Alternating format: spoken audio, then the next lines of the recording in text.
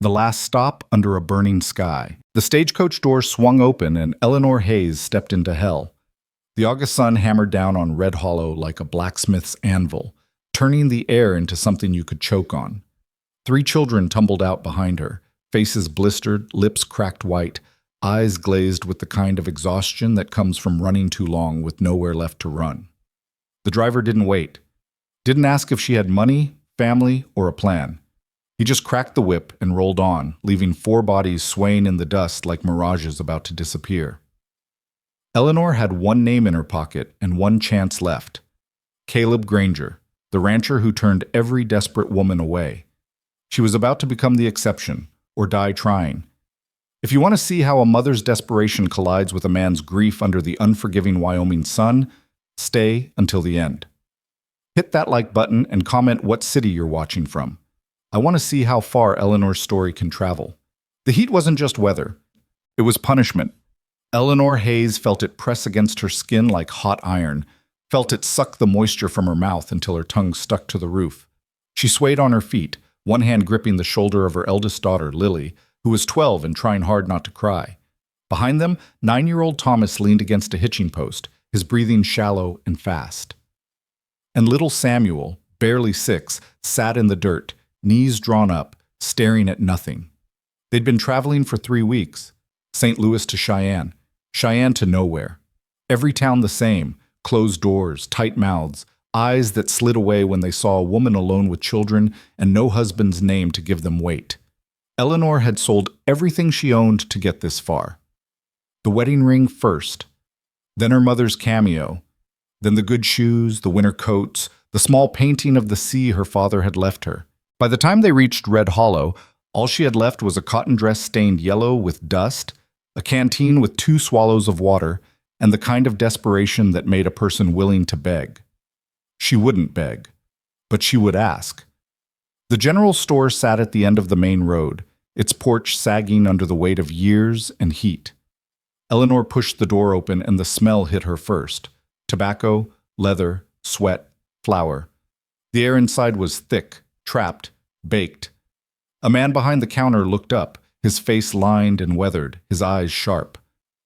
"Help you?" Eleanor's voice came out hoarse. "I'm looking for work." The man's gaze flicked to the children standing behind her in the doorway, then back to her face. "Ain't much work for a woman with 3 mouths to feed." "Any work," Eleanor said. Her throat burned. "Cleaning, cooking, mending, anything." The man set down the ledger he'd been writing in. "You got family here?" "No." "Husband?" "Dead." He nodded slowly without sympathy. Facts were facts. "You try the boarding house?" "Full." "The church?" "Sent me here." The man sighed, rubbing a hand across his jaw. "Lady, I don't know what to tell you. Red Hollow's a hard place even for folks with roots. For someone passing through—" "I'm not passing through," Eleanor interrupted. "I'm staying." There was a long silence. Somewhere in the back of the store, a fly buzzed against a window. "There's one man," the storekeeper said finally. "Caleb Granger. Runs a cattle ranch about 8 miles north. Big spread. He's been alone since his wife died, maybe 4 years back. Keeps to himself." Eleanor felt hope flicker, small and fragile. "You need help?" "Maybe. Hard to say. He don't come to town much, and when he does, he don't talk." The man leaned forward, lowering his voice. "He's turned away every woman who's come looking for work, charity, or marriage. Don't take it personal if he says no." Eleanor nodded. She didn't have the luxury of taking anything personal. "How do I find him?" "North Road. Follow it till you see a split-rail fence and a windmill. Can't miss it." He paused. "You got a wagon?" "No." "Horse?" "No." The man's expression softened, just barely. "It's a long walk in this heat." "We'll manage," Eleanor said. She turned and walked out before he could say anything else. They started walking. The sun climbed higher. The road shimmered, throwing up waves of heat that bent the horizon into something unreal.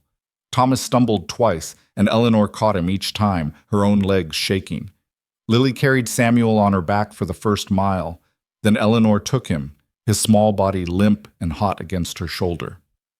No one spoke. There was no breath to spare. When the windmill finally appeared, Eleanor nearly wept. It rose above the plains like a promise, its blades turning slow and lazy in the breeze that didn't reach the ground. Beyond it, she saw a house, low, wide, built from rough timber and stone. A barn, corrals. Cattle scattered across the distance, dark shapes against the yellow grass. A man stood near the barn, his back to the road. He was tall, broad-shouldered, dressed in faded work clothes and a hat pulled low. He moved with the kind of economy that came from years of hard labor, lifting a saddle onto a fence rail without wasted motion. Eleanor set Samuel down and smoothed her dress, a useless gesture. She was covered in dust, her hair falling loose, her face burned raw. But she walked forward anyway, across the yard, past the well, into the shade of the barn where the man worked. "Mr. Granger?" He turned. The first thing she noticed was his eyes, gray, cold, distant. The second was the scar that ran from his temple to his jaw, pale against sun-darkened skin.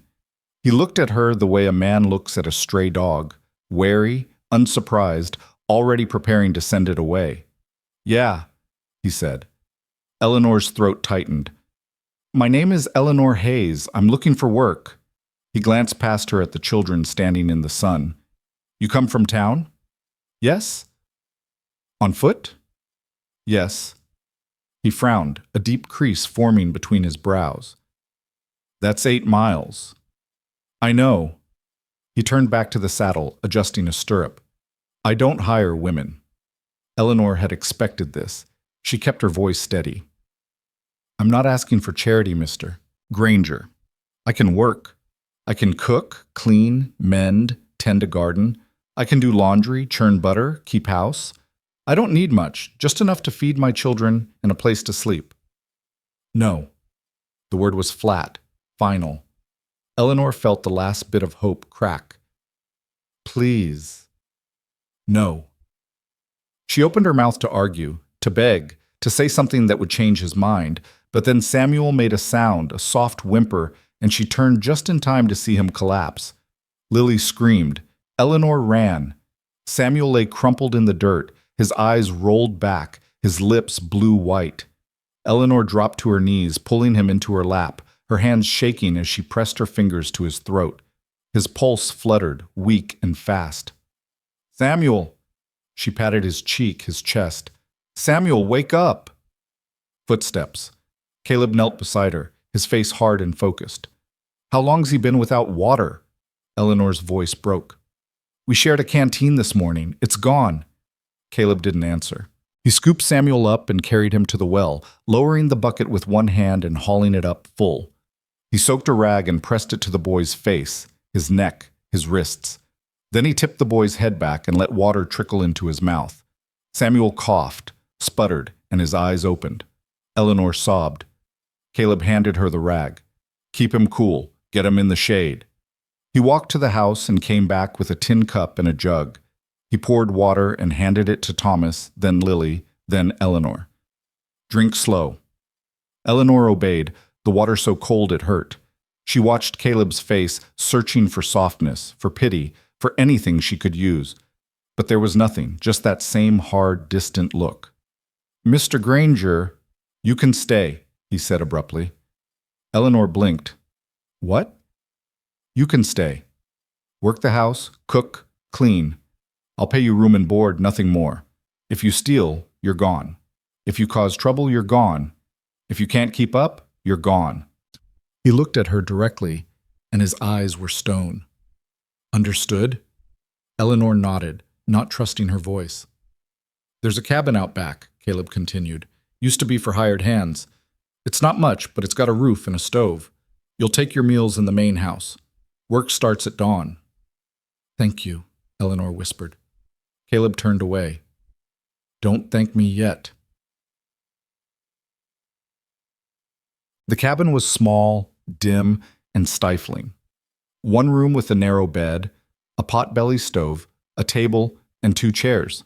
The windows were covered in dust, the floor littered with mouse droppings. But it had 4 walls and a door that closed, and that was more than Eleanor had hoped for.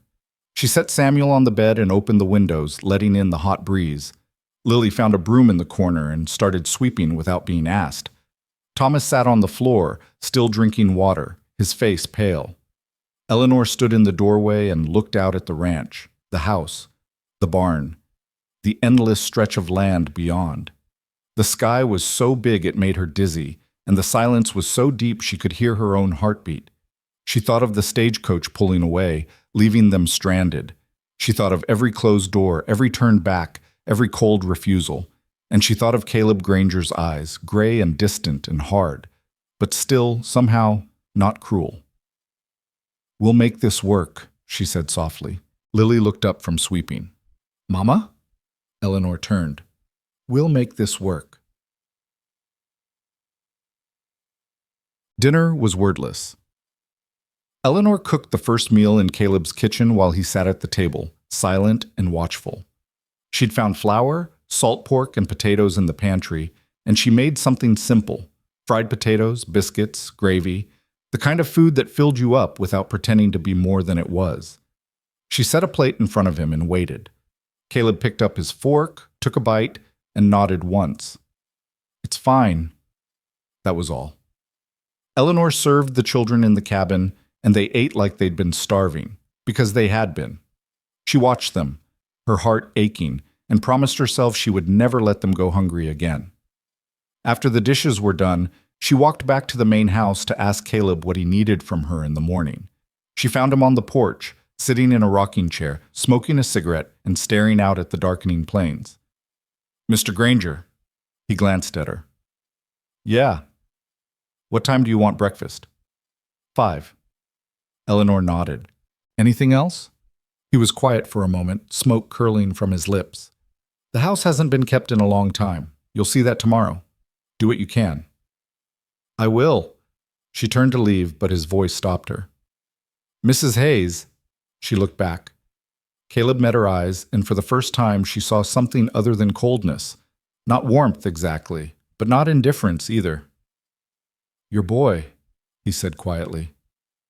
"Keep him out of the sun till he's stronger." Eleanor's throat tightened. "I will. Thank you." He nodded and turned back to the horizon. Eleanor walked back to the cabin, the night air finally cool against her skin. Inside, the children were already asleep, tangled together on the narrow bed. She sat in one of the chairs and let herself cry, quietly, so they wouldn't hear. She cried for everything she'd lost, for everything she'd survived, for the terror of watching Samuel collapse and the relief of seeing him wake. And she cried because, for the first time in months, they had a roof, a bed, food, water. It wasn't safety, not yet, but it was a chance. Morning came before Eleanor was ready. She woke in the chair, stiff and aching, the cabin still dark. Outside, the sky was just beginning to lighten, the stars fading into pale gray. She stood, stretched, and quietly slipped out the door. The main house was already awake. Light glowed in the kitchen window, and she could see Caleb moving inside, building up the fire in the stove. Eleanor stepped inside, and he looked up. "Morning," he said. "Morning." She rolled up her sleeves and got to work. The kitchen was a disaster. Dishes piled in the basin, the floor sticky with spilled coffee and grease, the stove caked with soot. Eleanor started with the dishes, pumping water from the sink and scrubbing each plate until it gleamed. Caleb made coffee, poured 2 cups, and set one beside her without a word. She glanced at him. "Thank you." He grunted and walked out. By the time the sun rose, Eleanor had cleaned the kitchen, swept the floor, and made breakfast: eggs, bacon, fresh biscuits. She set the table and called Caleb in from the barn. He sat, ate, and didn't speak. Eleanor sat across from him, sipping her coffee, watching him. He had the look of a man who'd forgotten how to live with other people. Every movement was deliberate, contained, separate. She wondered what had happened to his wife. She wondered if he'd loved her. "There's more work than just the kitchen," Caleb said suddenly. Eleanor set down her cup. "Tell me." He stood and led her through the house. It was worse than she'd expected. Dust covered everything: tables, chairs, shelves.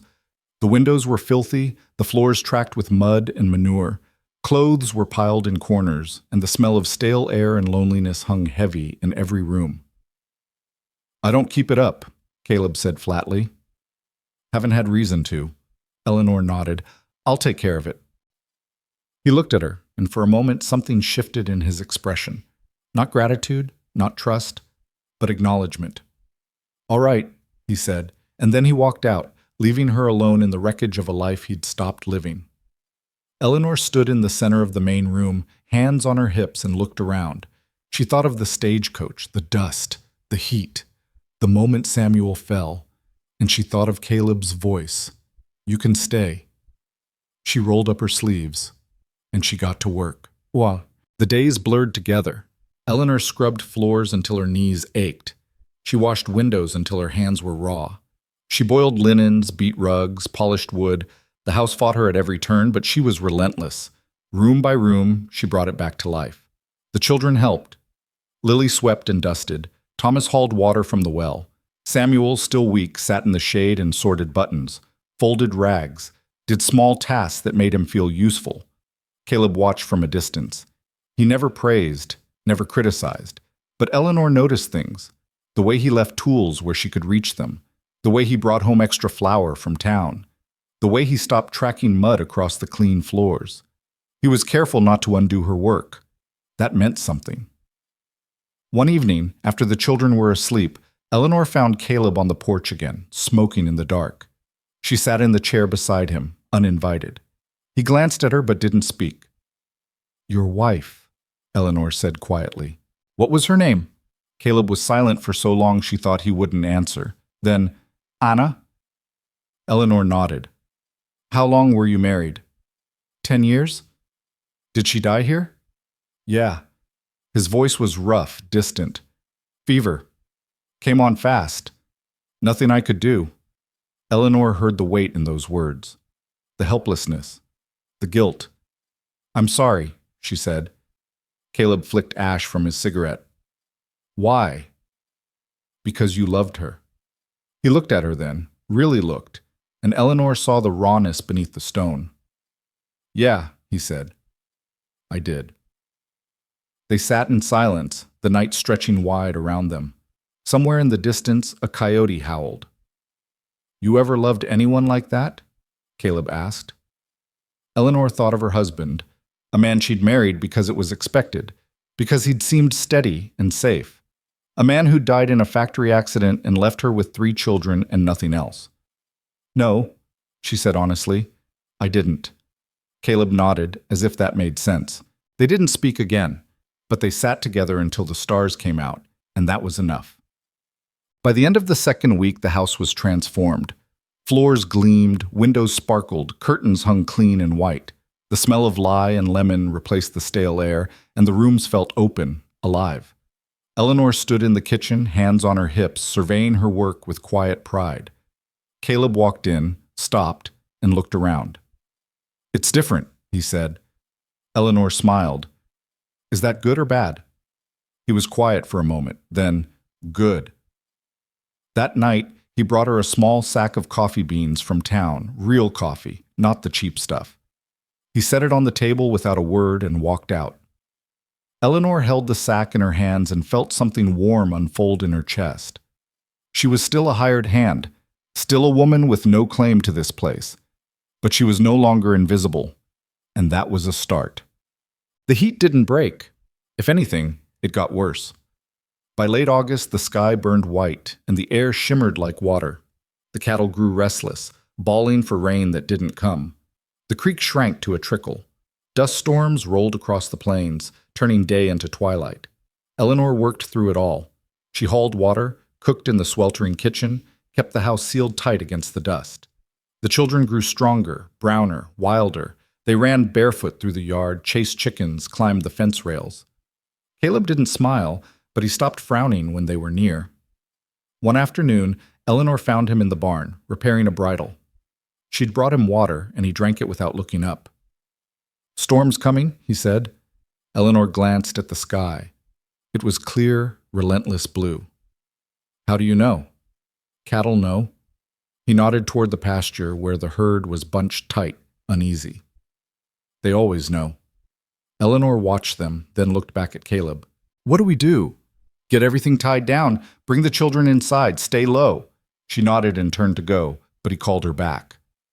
Eleanor. She stopped, surprised. He never used her name. He looked at her, his face serious. If it's bad, stay in the house. Don't come looking for me. Her heart stuttered.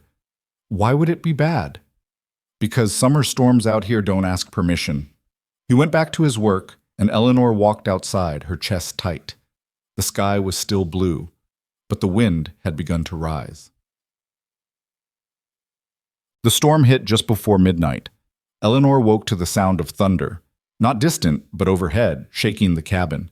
She scrambled out of bed, pulling the children close as the wind howled and the walls groaned. "Mama," Lily cried. "It's all right," Eleanor said, though her own heart was racing. "It's just a storm." But it wasn't just a storm. The wind screamed, the roof rattled, rain came in sheets, pounding the cabin like fists. And then, through the chaos, Eleanor heard something worse. Cattle. Bellowing, panicked, running. She ran to the window and saw them, dark shapes stampeding across the yard, scattering in every direction. And beyond them, a figure on horseback, riding hard into the storm. Caleb. Eleanor's breath caught. He was trying to turn the herd to keep them from running themselves to death. But the wind was too strong, the lightning too close, and the cattle were blind with fear. Eleanor made a decision. She grabbed her shawl, told Lily to watch the boys, and ran out into the storm. The rain hit her like a wall. The wind tore at her clothes, her hair. She could barely see, could barely breathe, but she ran toward the barn, toward the horses. She didn't know how to ride, but she'd watched Caleb. She'd seen him saddle, mount, ride. She could try. She hauled herself onto the nearest horse, grabbed the reins, and kicked hard. The horse bolted. Eleanor held on, her hands slick with rain, her body jarring with every stride. The world was chaos. Wind, rain, lightning, the thunder of hooves. She couldn't see Caleb, couldn't see the herd, but she could hear them. She rode toward the sound, her heart pounding, her voice lost in the storm. And then, through the rain, she saw him. Caleb, on horseback, turning the lead cattle, driving them back toward the corral. His hat was gone, his shirt plastered to his body, but he didn't stop. Eleanor rode up beside him, and he turned, his eyes wide with shock. "What the hell are you doing?" he shouted. "Helping," she shouted back. He stared at her for one long moment, and then he laughed. It was a wild, reckless sound, swallowed by the storm. "Then ride," he yelled. And they did. Together they turned the herd. Together they drove the cattle back through rain and wind and lightning that split the sky. Eleanor's hands bled from the reins. Her body screamed with exhaustion, but she didn't stop. Neither did Caleb. By the time the storm passed, the sky was black and silent. The cattle were penned, battered but alive. Eleanor slid off the horse and collapsed against the fence, gasping. Caleb dismounted beside her, breathing hard. They stood there, soaked and shaking, staring at each other. And then Caleb smiled. It was small, crooked, and half disbelieving, but it was real. "You're insane," he said. Eleanor laughed, breathless. "Probably." He shook his head, still smiling. "You can't even ride." "I learned." He looked at her, really looked, and something shifted in his eyes.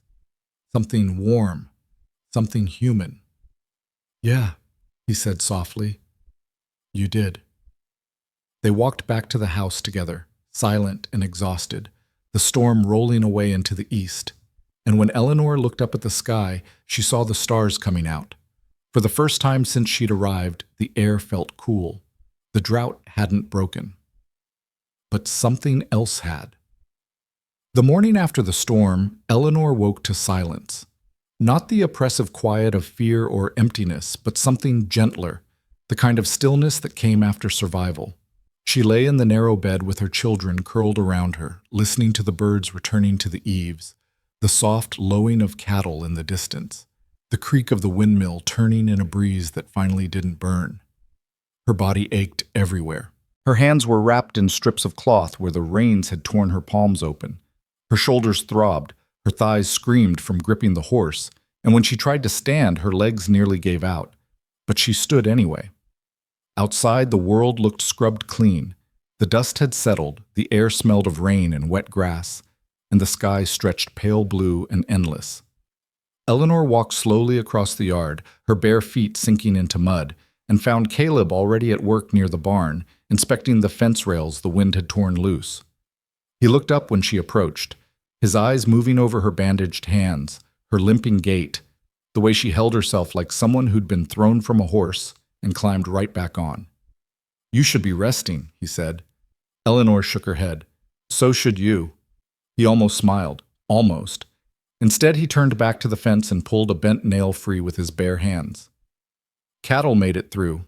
Lost 2 calves to the stampede, but the rest are fine." "That's good." "Yeah." He tossed the nail into a bucket. "Thanks to you." Eleanor felt warmth rise in her chest. "I didn't know what I was doing." "You did it anyway." Caleb straightened, wiping his hands on his pants, and looked at her directly. "That counts for something." They stood there in the morning light, 2 people who'd ridden through a storm together and lived to see the other side. Eleanor wanted to say something about fear or trust, or the way her heart had pounded when she'd seen him alone in the chaos, but the words felt too big, too fragile. So instead she said, "I'll make coffee." Caleb nodded. "I'll be in soon." She turned and walked back to the house, her hands trembling slightly, though not from pain. Inside the kitchen, she built up the fire and set the coffee to boil, moving slowly through the familiar motions. Lily appeared in the doorway, her hair tangled, her face soft with sleep. "Mama, is everything all right?" Eleanor pulled her daughter close, pressing a kiss to the top of her head. "Everything's fine, sweetheart. Go wake your brothers. We'll have breakfast soon." Lily hesitated. "You rode a horse last night." Eleanor looked down at her. "I did." "Thomas said you could have died." "I could have," Eleanor admitted. "But I didn't." Lily's eyes were wide, searching. "Why did you go out there?" Eleanor thought about that, about the moment she'd made the choice, the way her body had moved before her mind could argue. Because Mr. Granger needed help, and because sometimes you do the thing that scares you most when someone you care about is in danger. "Do you care about him?" The question was so simple, so direct, that Eleanor didn't know how to answer. She thought of Caleb's rough hands wrapping her palms, his quiet voice in the dark, the way he'd laughed in the middle of the storm. "I think I'm starting to," she said softly. Lily nodded, as if that made perfect sense, and went to wake her brothers. Eleanor stood alone in the kitchen, her heart full of something she couldn't quite name. When Caleb came in for breakfast, the children were already at the table, eating biscuits and gravy with the single-minded focus of the young and hungry.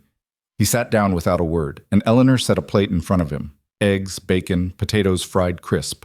He picked up his fork, paused, and looked at her. "You didn't have to cook, not with your hands like that." "I wanted to."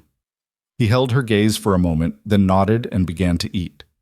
Thomas, emboldened by a full stomach and the bright morning, leaned forward. "Mr. Granger, can I help you fix the fence?" Caleb glanced at the boy, his expression unreadable. "You know how to use a hammer?" "I can learn." Something shifted in Caleb's face, not quite a smile, but close. "All right, after breakfast." Thomas beamed, and Samuel, not wanting to be left out, piped up. "Can I help too?" "You can hand me nails," Caleb said, "but you stay out of the way." "I will!" Eleanor watched them, her throat tight. Caleb had been alone for so long, locked away in grief and silence. But here he was, letting her children into his world, one small step at a time. After the meal, the boys followed Caleb outside, chattering like magpies. Lily stayed behind to help with the dishes, and Eleanor worked beside her daughter in companionable quiet. "He's not so scary," Lily said after a while. Eleanor smiled. "No, he's not." "Do you think we'll stay here?" The question hung in the air, delicate and dangerous. Eleanor dried her hands carefully, choosing her words. "I don't know, sweetheart. But for now, we have a home. That's more than we had a month ago." Lily nodded, satisfied, and went outside to sit in the sun with a book she'd found in the cabin, a battered copy of fairy tales with half the pages missing. Eleanor finished the dishes and moved through the house, tidying, sweeping, checking the windows for damage from the storm. Everything was intact. The house had held. She found herself in the room that had once belonged to Caleb's wife. Eleanor had cleaned it weeks ago, but she'd done so quickly, efficiently, without really looking. Now, in the clear morning light, she let herself see. The bed was neatly made, covered in a quilt stitched with blue and white stars. A dresser stood against one wall, its surface empty except for a hairbrush with a few strands of dark hair still tangled in the bristles. On the windowsill sat a small glass vase, dusty and forgotten. Eleanor picked up the vase and carried it to the kitchen, washing it carefully before filling it with wildflowers she'd seen growing near the creek. She brought it back and set it on the windowsill, where the light caught the glass and threw soft colors across the wall. It felt like an offering, a way of saying, "I see you. I honor what was here before me." When Caleb came in for lunch, he stopped in the doorway of that room, staring at the vase. Eleanor held her breath, waiting for anger, for grief, for rejection. But Caleb just stood there, silent, his hand resting on the doorframe. "Anna loved wildflowers," he said finally. Eleanor's voice was gentle. "I thought she might." He nodded, once, and walked away. That night, Eleanor sat on the porch steps while the children played in the yard, their laughter bright and unguarded. Caleb joined her, settling onto the step with a tin cup of coffee in his hands. They sat without speaking for a long time, watching the sun sink toward the horizon, painting the sky in shades of orange and gold. "You ever think about leaving?" Caleb asked. Eleanor turned to look at him. "Leaving here?" "Yeah." She considered the question honestly. "Every day when I first arrived, I thought about taking the children and moving on, finding a town with more opportunity, more people." She paused. "But then I stopped thinking about it." "Why?" "Because we're not just surviving here, we're living." She looked at him. "And because I think you needed us as much as we needed you." Caleb's jaw tightened. "I don't need anyone." "Maybe not," Eleanor said. "But you're better with us here, and I think you know it." He didn't argue. He just stared out at the darkening land, his face unreadable. "I stopped living when Anna died," he said quietly. "Stopped caring about the house, about myself, about anything except the cattle and the work. Thought that was enough." He turned to look at her, and his eyes were raw. "It wasn't." Eleanor felt her heart crack open. "It never is." "You brought me back," Caleb said. "You and those kids. I didn't want you to, but you did it anyway." She reached out slowly and placed her hand over his where it rested on his knee. His skin was rough, warm, solid. "We brought each other back," she said. Caleb looked down at their joined hands, and for a moment Eleanor thought he might pull away. But he didn't. He turned his palm up and laced his fingers through hers, holding on. They sat like that until the stars came out, two people who'd survived their own storms learning how to be still together. The days that followed settled into a rhythm that felt almost like peace. Eleanor rose before dawn to make breakfast, and Caleb came in from the barn with his quiet presence and rough gratitude. The children grew browner, stronger, wilder. Thomas learned to mend fences and check cattle. Lily helped Eleanor in the garden, coaxing vegetables from the dry soil. Samuel followed Caleb around like a shadow, asking endless questions that Caleb answered with surprising patience. One afternoon, Eleanor was hanging laundry when she heard hoofbeats. She turned to see a wagon rolling up the road, driven by an older woman in a severe black dress, her face pinched beneath a bonnet. Caleb emerged from the barn, his expression wary. The woman climbed down from the wagon with the help of a younger man, her son, Eleanor guessed, and approached Caleb with the air of someone on a mission. "Mr. Granger," the woman said crisply. "I'm Mrs. Beatrice Whitmore. This is my son, Gerald. We're from the church committee in Red Hollow." Caleb nodded, his face carefully neutral. "Ma'am." Mrs. Whitmore's sharp eyes swept over the yard, taking in the clean house, the tended garden, the children playing near the well. Her gaze landed on Eleanor, and her mouth thinned. "We've heard you've taken in a woman and her children," she said. "That's right." "Without the benefit of marriage," Caleb's expression hardened. "She works for me. It's a business arrangement." Mrs. Whitmore's eyebrows rose. "A business arrangement. I see." She looked at Eleanor again, her judgment clear. "Mrs. Hayes, is it?" Eleanor set down the laundry basket and walked over, her chin up. "Yes, ma'am." "And you find this arrangement appropriate?" I find it necessary, Eleanor said evenly. My children and I needed work and shelter. Mr. Granger provided both. I've done nothing improper. Propriety, Mrs. Whitmore said sharply, is not determined by what you've done, but by what others perceive. And I can assure you, Mrs. Hayes, that the people of Red Hollow have noticed your presence here. Tongues are wagging. Eleanor felt heat rise in her face, but before she could respond, Caleb stepped forward. With respect, Mrs. Whitmore, I don't give a damn what people are saying. Mrs. Hayes and her children are here because I hired her. What happens on my land is my business. Gerald Whitmore shifted uncomfortably. Now, Mr. Granger, there's no need to be hostile. My mother is simply concerned for the moral standing of the community. Then tell the community to mind its own affairs, Caleb said flatly. Mrs. Whitmore's face flushed. This is precisely the kind of attitude that leads good Christian people astray, Mr. Granger. A man and a woman living in such close quarters without the sanctity of marriage, it's scandalous. They live in separate houses, Caleb said, his voice dangerously quiet. Mrs. Hayes has her own cabin. Her children sleep under her roof. She works during the day and goes home at night. If you or anyone else wants to make something ugly out of that, that's your failing, not mine. Mrs. Whitmore drew herself up. I see you've made your position clear, but I warn you, Mr. Granger, this will not be forgotten. The church takes these matters seriously. Good for the church, Caleb said. Now, if you'll excuse me, I have work to do. He turned and walked away, leaving Mrs. Whitmore sputtering. Eleanor met the woman's glare with calm dignity. Thank you for your concern, Mrs. Whitmore, but as Mr. Granger said, we're managing just fine. Mrs. Whitmore sniffed, climbed back into her wagon with Gerald's help, and drove away in a cloud of dust and indignation. Eleanor stood in the yard, her heart pounding, her hands shaking with anger and humiliation. Caleb appeared at her side. Don't listen to her. Easy for you to say, Eleanor said tightly. You're a man. Your reputation can survive anything. Your reputation is fine, Caleb said. You're a widow trying to feed her children. Anyone with half a brain can see that. Mrs. Whitmore has a whole brain, Eleanor said, and she's decided I'm a fallen woman. Caleb looked at her, his eyes fierce. You're not fallen. You're standing. That's more than most people can say. Eleanor felt tears prick her eyes, but she blinked them back. Thank you. He nodded, awkward and gruff. Come on, let's get back to work.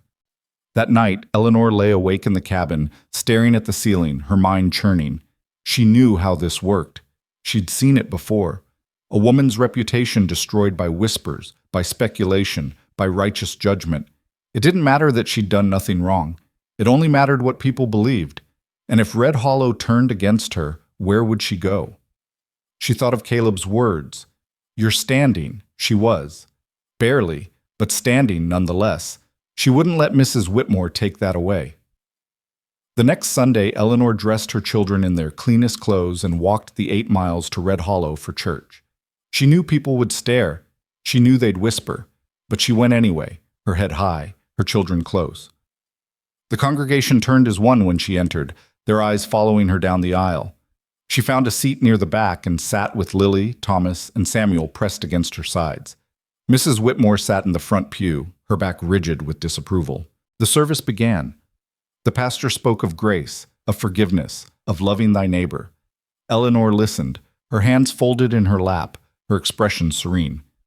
When the service ended, several women approached her, some with genuine warmth, others with thinly veiled curiosity. Mrs. Hayes, how are you settling in? Are the children well? Is Mr. Granger treating you fairly? Eleanor answered each question with patience and honesty. Yes, they were settling in. Yes, the children were well. Yes, Mr. Granger was a fair employer. She did not explain. She did not justify. She simply existed, visible and unashamed. By the time she walked back to the ranch with her children, the sun high and hot overhead, she felt lighter. Let them talk.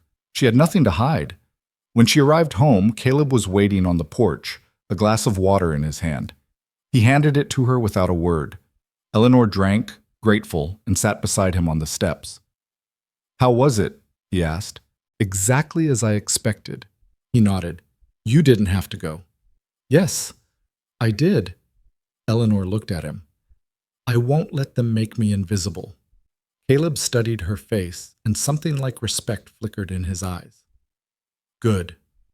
They sat together in the afternoon heat, and Eleanor felt the weight of the day settle into something manageable. She was still here, still standing, and she wasn't alone. The summer deepened, the heat relentless. The cattle grew lean, the creek dried to a trickle, and the grass turned brittle underfoot.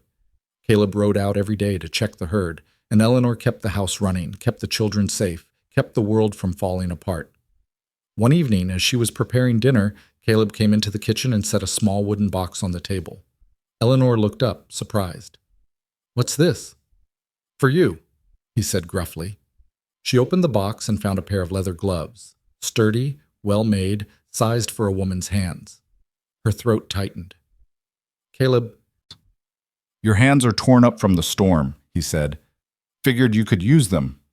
Eleanor lifted the gloves, running her fingers over the soft leather. Thank you. He shrugged, uncomfortable with her gratitude. It's nothing. It's not nothing. They stood there in the kitchen, the evening light slanting through the windows, the smell of stew simmering on the stove. Eleanor wanted to say something about kindness, about caring, about the way her heart had started to beat differently when he was near, but instead she just smiled. I'll put them to good use. Caleb nodded and turned to leave, but she called him back. Caleb? He stopped. Stay for dinner, she said. With us, in the cabin. He hesitated, and Eleanor could see the war in his eyes, the habit of solitude fighting against the pull of connection. Finally, he nodded. All right. That night, they ate together around the small table in the cabin, the children chattering and laughing, Caleb quiet but present. Eleanor watched him across the table, saw the way he listened to Thomas's story about catching a lizard, the way he let Samuel lean against his arm, the way he looked at her when he thought she wasn't watching. And she thought, this is what home feels like. Not a place, not walls or a roof, but people, together, choosing each other, day after day. After dinner, Caleb helped clear the dishes, and the children begged him to tell them a story. He looked at Eleanor, uncertain, and she nodded. So he sat in the chair by the stove and told them about the first time he'd seen a grizzly bear, about riding through a blizzard, about the night the stars fell from the sky in a shower of light. The children hung on every word, their eyes wide. And when the story ended, Samuel climbed into Caleb's lap and fell asleep. Caleb looked down at the boy, his expression soft and bewildered, and Eleanor's heart broke open. He trusts you, she said quietly. Caleb's voice was rough. I don't know why. Because you've earned it. He looked at her, and the distance between them felt suddenly smaller, the air charged with something fragile and new. Eleanor. The sound of hoofbeats outside shattered the moment. Caleb stood, careful not to wake Samuel, and handed the boy to Eleanor. Stay inside. He walked out into the night, and Eleanor followed, her heart pounding. Two men sat on horseback in the yard, silhouetted against the moonlight. One of them dismounted, and Eleanor recognized him, Gerald Whitmore, Mrs. Whitmore's son. The other man was older, well-dressed, with the air of someone accustomed to authority. Mr. Granger, Gerald said, this is Judge Carver from Cheyenne. He needs to speak with Mrs. Hayes. Eleanor stepped forward, dread coiling in her stomach. What's this about? Judge Carver looked at her with cold, assessing eyes. Mrs. Hayes, I've been sent by the Thornton family of St. Louis. They've filed a petition for custody of your son, Thomas Hayes. The world tilted. Eleanor's voice came out strangled. What? The Thorntons are your late husband's relatives, the judge continued. They claim that you are unfit to care for the boy and that he would be better served in their household. That's insane, Eleanor said, her voice shaking. Thomas is my son. They have resources, Mrs. Hayes, wealth, standing, a proper home, and they've raised concerns about your current living situation. His gaze flicked to Caleb, then back to her. Living on a remote ranch, working as hired help, residing in unmarried proximity to a man, it doesn't paint a favorable picture. Caleb stepped forward, his voice deadly. She's done nothing wrong? That may be, the judge said. But the law cares about what's best for the child. and I've been ordered to investigate. I'll be staying in Red Hollow for the next week, conducting interviews. After that, I'll make my recommendation to the court." Eleanor felt the ground drop out from under her. "You can't take my son."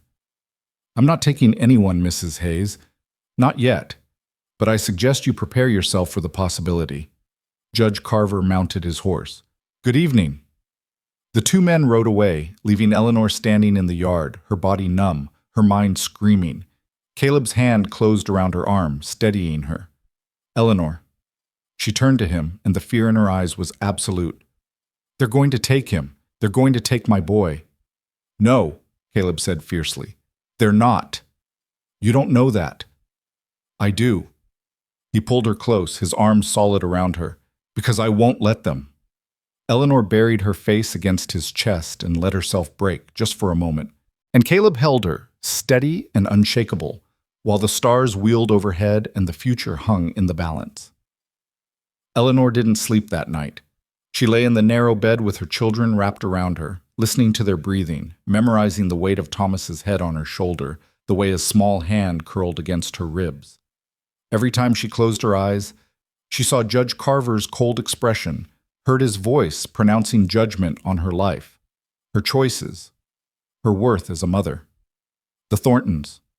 She barely remembered them, distant relatives of her dead husband, wealthy people who'd never acknowledged her existence when she was married, never offered help when she was widowed and desperate. But now they wanted Thomas. Now they cared. Not because they loved him, because he was a boy, an heir, someone who could carry their name forward. They didn't know him. Didn't know that he was afraid of thunder, but brave in front of his sisters. Didn't know that he loved to work with his hands, that he asked 1,000 questions, that he laughed with his whole body. Didn't know that he'd learned to be a man by watching Caleb Granger mend fences and gentle horses and speak kindly to a 6-year-old boy who handed him bent nails. They wanted to take him into a mansion and turn him into something he wasn't. And the law would let them, because Eleanor had nothing, no money, no position, no husband to make her respectable in the eyes of judges and courts, and people who measured worth in currency instead of love. When dawn finally broke, Eleanor rose and dressed mechanically, her body moving through familiar motions while her mind spun in desperate circles. She made breakfast, set the table, called the children. They came sleepy and rumpled, unaware that their world was about to shatter. Caleb appeared in the doorway just as she was pouring coffee. He looked like he hadn't slept either, his eyes shadowed, his jaw tight. "We need to talk," he said quietly. Eleanor nodded. "Children, eat your breakfast. I'll be right back." She followed Caleb out to the porch, where the morning air hung cool and still. He leaned against the railing, his back to the sun, his face in shadow. "I've been thinking," he said, "about what the judge said, about why they're coming after you." "Because I'm poor," Eleanor said bitterly. "Because I have nothing to offer Thomas except love, and apparently that doesn't count. It's more than that." Caleb turned to face her. "It's because you're alone. A woman on her own, working for wages, living on someone else's land. In their eyes, that makes you vulnerable, unfit." "So what am I supposed to do?" Eleanor's voice cracked. "Become wealthy overnight? Marry someone for appearance's sake?" Caleb was quiet for a long moment, his eyes searching her face. "Yes," he said finally. Eleanor stared at him. "What?" "Marry me." The words hung in the air between them, stark and impossible. Eleanor's heart stumbled. "Caleb, you can't be serious." "I am." He straightened, his expression fierce. "Think about it, Eleanor. If you're married, if you have a stable home, a husband with land and income, the judge has no grounds to take Thomas. The Thorntons can't argue you're unfit if you're a rancher's wife." "That's not a reason to get married," Eleanor whispered. "It's a damn good reason if it keeps your son safe." She looked at him, this man who'd been a stranger 2 months ago, who'd opened his door when no one else would, who'd held her in the dark and promised the world wouldn't take what mattered most. "You don't love me," she said. Caleb flinched. "I care about you. About the children. That's more than most marriages start with." "But it's not love." "No." He met her eyes, unflinching. "It's not. But it's real. And it's enough to stand up in court and tell that judge, you have a home, a husband, a future. It's enough to make them back down. Eleanor felt tears burn behind her eyes. And what happens after? When the danger passes? Do we just pretend? We figure it out. Caleb's voice softened. Eleanor, I'm not asking you to love me. I'm asking you to let me help you fight. She turned away, gripping the porch railing, her mind reeling. It was insane. Reckless. A marriage of convenience, a legal arrangement, nothing more. But it might save Thomas. I need time to think, she said. You don't have time. The judge is conducting interviews this week. If you're going to do this, it has to be now. Eleanor closed her eyes. She thought of Thomas's small hand in hers, his trusting smile, the way he called her mama like it was the most important word in the world. She thought of losing him. All right, she whispered. I'll marry you. Caleb exhaled, a sound caught between relief and resignation. We'll go to town tomorrow, see the pastor, make it official. Eleanor nodded, numb. He reached out, hesitated, then placed his hand over hers on the railing. It's going to be all right. She wanted to believe him, but all she could feel was the ground shifting beneath her feet, the future rewriting itself into something she didn't recognize. They told the children that afternoon. Lily looked between them with wide, searching eyes. You're getting married? Like, for real? For real, Caleb said. Thomas frowned. But Mama, you said you didn't need a husband. Eleanor knelt in front of him, taking his hands. I don't need one, sweetheart. But sometimes grown-ups make choices to protect the people they love. This is one of those choices. Is someone trying to hurt us? Eleanor's throat tightened. She couldn't lie to him. Some people think you might be better off living somewhere else, with your father's relatives. Thomas's face went pale. I don't want to live somewhere else. I want to stay here. With you. With Mr. Granger. I know, baby. And that's why we're doing this, to make sure you can stay. Samuel, oblivious to the weight of the conversation, tugged on Caleb's sleeve. Does this mean you're going to be our papa? Caleb looked down at the boy, something raw flickering across his face. I suppose it does. Samuel beamed. Good. I like you. Lily studied Caleb with the unsettling perception of a 12-year-old. Do you love our mama? The question landed like a stone in still water. Caleb met Lily's eyes, and Eleanor saw him choose honesty over comfort. I respect her. I care about her and about all of you. That's the truth. But you don't love her. Lily, Eleanor said gently, that's enough. It's all right. Caleb crouched down to Lily's level. You're smart to ask, and you deserve a real answer.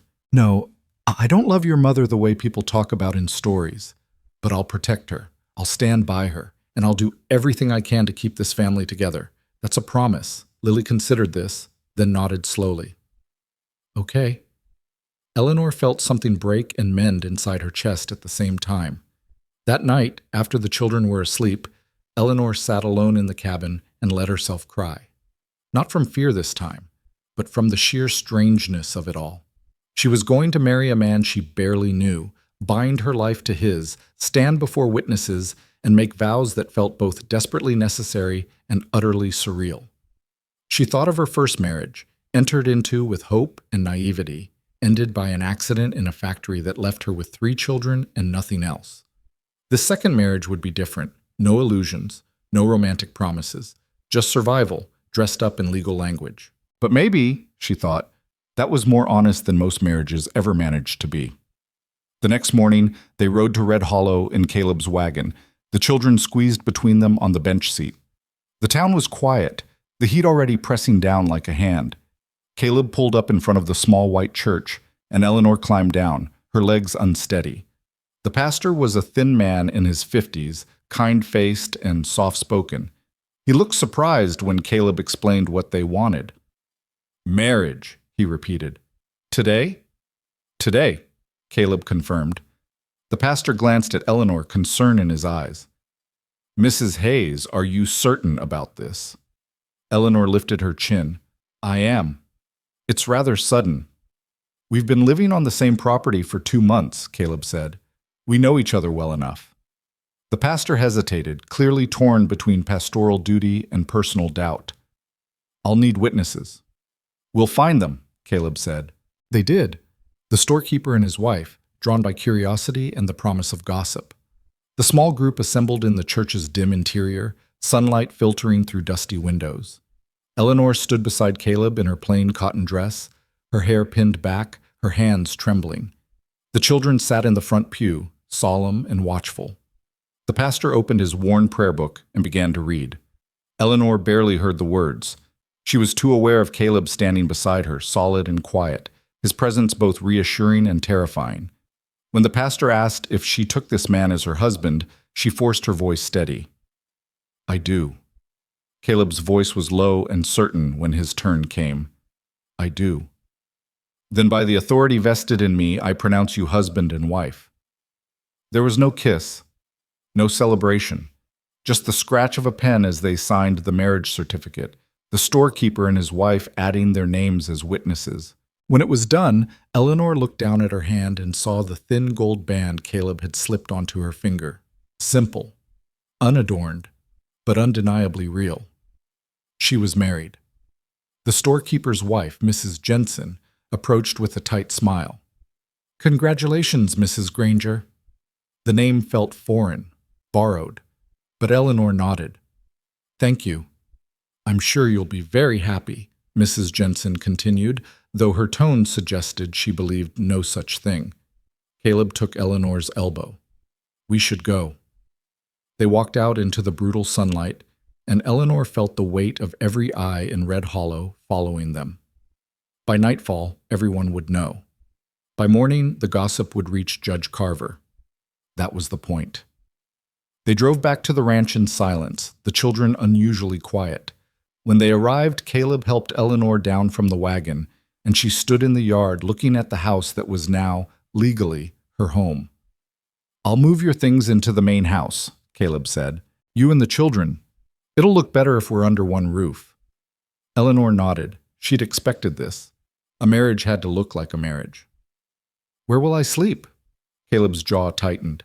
Anna's room. It's the biggest, and it's got space for the children. And you? My room, same as always. He met her eyes.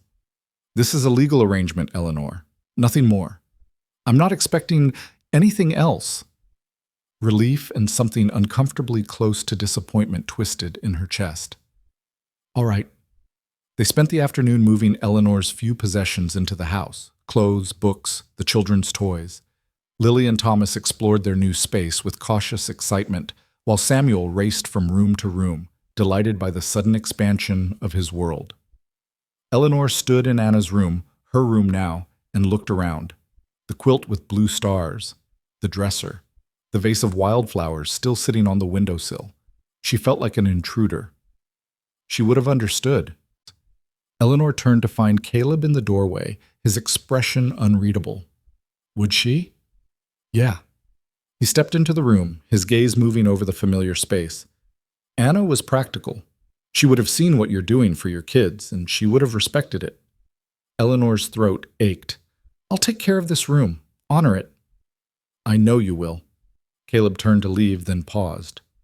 For what it's worth, Eleanor, you're not a replacement. You're something different, and that's all right. He left before she could respond. That night they ate dinner together at the big table in the main house, a real family, at least in appearance. The children chattered about their new rooms, their new home, the way everything felt both strange and right. After the meal, Caleb excused himself to check the cattle, and Eleanor cleaned up with Lily's help. When the kitchen was spotless, she tucked the children into bed in the room they now shared, reading them a story until their eyes grew heavy. Samuel was the last to drift off, his small hand clutching the edge of her sleeve. Mama? Yes, sweetheart? Are we really safe now? Eleanor's heart clenched. Yes, baby, we're safe. She hoped it was true. Later, alone in Anna's room, her room, Eleanor changed into her nightgown and sat on the edge of the bed, staring at the ring on her finger. Outside, she could hear the night sounds, cattle lowing, the windmill creaking, the endless whisper of wind across the plains. She thought about Caleb, somewhere in the house, alone in his own room. Her husband. The words still felt impossible. A soft knock on the door startled her. "Come in." Caleb stood in the hallway, still fully dressed, his face shadowed. "Just wanted to make sure you had everything you need." "I'm fine." He nodded, started to turn away, then stopped. "Eleanor, I know this isn't what you wanted, but I meant what I said to Lily. I'll stand by you, whatever happens." Eleanor stood and crossed the room, stopping a few feet from him. "Why are you doing this, Caleb? Really?" He was quiet for a long moment, his eyes searching her face. "Because when Anna died, I stopped believing there was any point in caring about anything. And then you showed up, half dead from the heat, with 3 kids and more courage than sense, and you woke something up.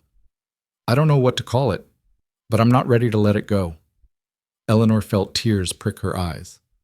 "I don't know what to call it either." "Then we'll figure it out together." He reached out slowly and touched her cheek, just a brief, careful brush of his fingers. Then he stepped back, turned, and disappeared down the hall. Eleanor stood alone in the doorway, her heart racing, her skin still warm where he'd touched her. This wasn't love. Not yet. But it was something. And maybe, she thought, that was enough to build on. The next 3 days passed in a strange blur of normalcy and tension. Eleanor ran the household, cooked meals, tended the garden. Caleb worked the ranch, his presence steady and constant. The children adjusted to their new rooms, their new routines, the subtle shift from hired help to family. On the 4th day, Judge Carver returned. Eleanor saw him coming from the kitchen window, his horse kicking up dust on the long road, his posture rigid and formal. Her stomach dropped. "Caleb!" she called.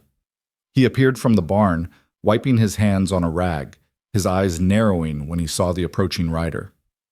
"Stay calm," he said quietly as he joined her on the porch. "We're married. Legally. He can't take Thomas." Eleanor nodded, her mouth dry. Judge Carver dismounted and approached, his expression unreadable. "Mr. Granger, Mrs. Granger." The name still jarred Eleanor, but she held her ground.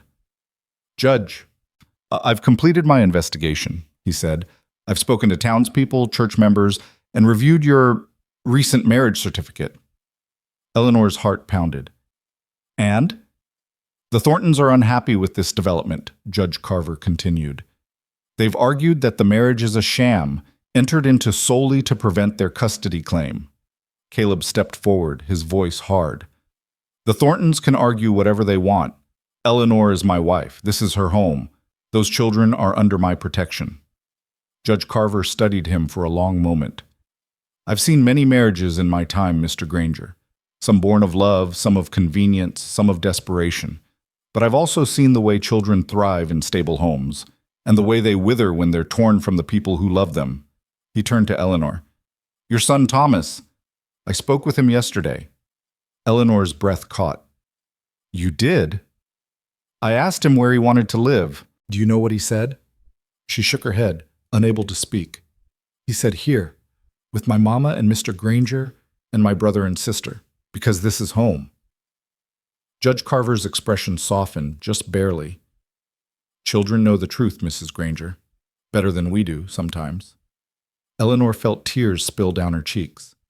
"I'll be filing my recommendation with the court that Thomas Hayes remain in his mother's custody," the judge said. "The Thorntons won't like it, but unless they can prove genuine unfitness, which they cannot, the boy stays here." Eleanor's knees nearly gave out. Caleb's hand found her elbow, steadying her. "Thank you," she whispered. Judge Carver nodded. "You've built something here, Mrs. Granger. Don't let anyone tell you it's not enough." He mounted his horse. "Good day." He rode away, leaving Eleanor and Caleb standing on the porch, the morning sun warming their faces. For a long moment, neither of them spoke. Then Eleanor turned and buried her face against Caleb's chest, and he wrapped his arms around her, holding her while she shook with relief and exhaustion and something that felt dangerously close to hope. "He's safe," she choked out. "Thomas is safe." "I told you," Caleb said quietly. "I wouldn't let them take him." Eleanor pulled back, looking up at him through tears. You kept your promise. Yeah. His eyes were soft, open in a way she'd never seen. I did. She reached up slowly and touched his face. The scar, the rough stubble, the lines carved by years of grief and solitude. Thank you, she whispered. Caleb's hand came up to cover hers, pressing her palm against his cheek. Eleanor, Mama! They sprang apart as Thomas came running from the barn, Lily and Samuel close behind. Did the judge leave? What did he say? Eleanor knelt down, gathering Thomas into her arms. You're staying, sweetheart. You're staying with me. Thomas clung to her, his small body trembling. I told him I wanted to stay. I told him you were the best mama. You were very brave, Eleanor said, her voice breaking. Lily and Samuel crowded close, and Eleanor held all three of them, her children, her whole world. When she looked up, Caleb was watching them with an expression she couldn't quite read. Longing, maybe, or grief for something he'd lost and was only now beginning to remember. Mr. Granger? Samuel tugged on his sleeve. Are you happy we get to stay? Caleb's throat worked. He crouched down, meeting the boy's eyes. Yeah, son, I'm happy. Samuel hugged him, unself-conscious and trusting, and Caleb's arms came around the small body automatically. Eleanor watched, her heart full to bursting, as the man who'd been so determined to keep the world at arm's length let a 6-year-old boy crack him wide open. That evening, after the children were asleep, Eleanor found Caleb on the porch again, his usual refuge. She sat beside him in the gathering dark, and they listened to the night settling in around them. What happens now? Eleanor asked softly. Caleb turned to look at her. What do you mean? We're married. The threat is gone. Do we just go on pretending? Is that what we're doing? Pretending? Eleanor searched his face. I don't know. Are we? Caleb was quiet for a long time. When he spoke, his voice was careful, uncertain. When I asked you to marry me, I meant what I said. It was for practical reasons, legal protection. He paused. But somewhere along the way, it stopped feeling like pretending. Eleanor's breath caught. For me, too. They sat in the dark, the truth hanging between them like something fragile and new. I don't know how to do this, Caleb admitted. I loved Anna. When she died, I thought that was it. I thought I'd buried that part of myself with her. Maybe you did, Eleanor said. But people can grow new parts, different parts. He looked at her, and in the starlight, she saw vulnerability and fear and something that might eventually become love. I'm not there yet, he said, but I think I could be, if you're willing to wait. Eleanor reached for his hand, lacing their fingers together. I waited 2 months for you to let me in the door, Caleb Granger. I think I can wait a little longer for your heart. He smiled then, a real smile, slow and wondering. You're something else, Eleanor. So are you. They sat together under the stars, two people who'd married for survival, learning how to build something that might, against all odds, look like a life worth living. The weeks that followed Judge Carver's departure settled into something Eleanor had never quite experienced before. Not happiness, exactly, but the quieter cousin of it. Peace, maybe. Or the beginning of it. She woke each morning in Anna's room with sunlight streaming through the curtains she'd washed and rehung, and she no longer felt like an intruder. The children's breathing from the small beds Caleb had built filled the space with life, and when she dressed and went to the kitchen, Caleb was already there, building up the fire, the coffee already brewing. They didn't talk much in those early hours, but the silence had changed.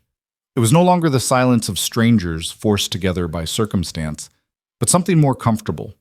The quiet of two people who'd learned each other's rhythms and didn't need words to fill every moment. One morning, about 3 weeks after the judge's visit, Eleanor was kneading bread dough when Caleb came in from the barn earlier than usual. His face was troubled. What's wrong? She asked, wiping flour from her hands. Cattle are restless. Something's got them spooked. He poured himself coffee, his movements tense. Could be wolves. Could be nothing, but I'm going to ride out, check the herd. Eleanor nodded. How long will you be gone? Most of the day, probably. He hesitated, then added, If I'm not back by dark, don't worry. Sometimes it takes longer to find what's bothering them. Be careful. He looked at her, something soft flickering in his eyes. Always am. But he didn't leave immediately. Instead, he crossed the kitchen and did something he'd never done before. He kissed her forehead, brief and careful, before walking out. Eleanor stood frozen, her hand rising to touch the spot where his lips had been. It wasn't passion, it wasn't even romance, but it was intentional. It was care. It was a beginning. She went back to her bread, kneading harder than necessary, her heart doing strange things in her chest. The day stretched long and hot. Eleanor kept the children busy with chores and lessons, but her mind kept drifting to Caleb out there alone, tracking whatever had disturbed the cattle. By late afternoon, storm clouds had begun to gather on the western horizon, dark and threatening. Lily noticed her mother's worried glances at the sky. "He'll be all right, Mama. Mr. Granger knows this land." "I know, sweetheart." Eleanor smoothed her daughter's hair. "But that doesn't stop me from worrying." "Because you love him?" Eleanor's hand stilled. "I care about him very much." "That's not the same thing." "No," Eleanor admitted. "It's not." Lily studied her with those two old eyes. "But maybe it could be?" Eleanor pulled her daughter close. "Maybe." By the time darkness fell, Caleb still hadn't returned. The storm that had threatened all afternoon broke just after sunset, rain hammering the roof, wind rattling the windows. Eleanor put the children to bed with reassurances she didn't quite feel, then stood at the kitchen window, straining to see through the sheets of rain. Nothing. Just darkness and water and the terrible uncertainty of waiting. She made fresh coffee, though she couldn't drink it, paced the kitchen, checked on the children 3 times, and still, no Caleb. When the door finally opened near midnight, Eleanor nearly collapsed with relief. Caleb stood in the doorway, soaked to the bone, mud-splattered, exhausted. "You're back," she breathed. "Yeah." He stepped inside, pulling off his dripping hat. "Sorry, took longer than I thought." "What was it? What spooked them?" "Mountain lion. Big one." He accepted the towel she handed him, wiping his face. "Tracked it about 10 miles north. It had killed a calf. I couldn't leave it out there." Eleanor's stomach clenched. "You went after a mountain lion? Alone?" "Had to. Can't lose cattle to predators." He saw her expression and his face softened. "I'm fine, Eleanor. Been doing this for years. That doesn't make it less dangerous." "No," he agreed, "but it's part of the work." She wanted to argue, to tell him he should have waited, should have brought help, should have done anything except risk himself. But she also understood that this was his land, his responsibility, his way of protecting what mattered. "You're shivering," she said instead. "Get out of those wet clothes before you catch your death." Caleb nodded and headed for his room. Eleanor heated water and made him soup, her hands shaking slightly as she worked. When he emerged 20 minutes later in dry clothes, his hair still damp, she set a steaming bowl in front of him.